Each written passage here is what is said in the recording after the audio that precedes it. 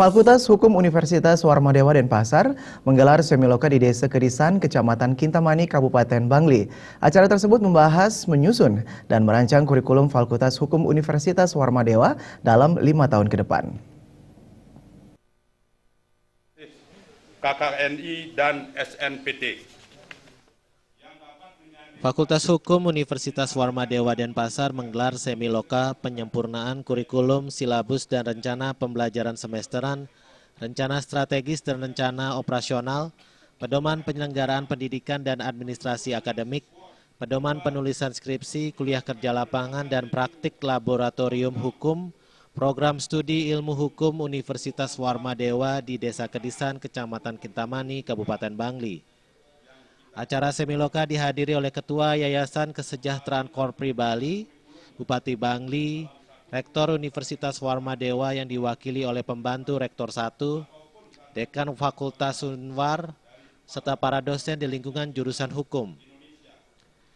Dekan Fakultas Hukum Unwar, Dr. Inyoman Budiata SHMH mengatakan, kegiatan ini dilakukan sebagai bentuk pembaharuan kurikulum yang ada di Fakultas Hukum setiap 5 tahun sekali. Di mana setiap 5 tahun setidak-tidaknya kurikulum dari sebuah program studi itu memang harus upgrade, disesuaikan dengan kebutuhan stakeholder dan masa-masa yang akan datang.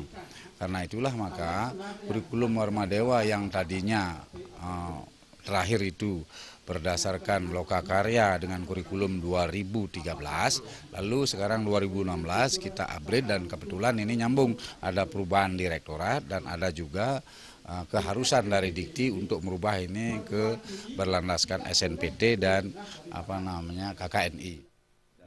Ketua Yayasan Kesejahteraan Korpri Bali, Ana Agung Gede Oke Wisnu Murti mengharapkan dengan diadakannya semiloka tersebut mampu meningkatkan kualitas Fakultas Hukum ke depannya.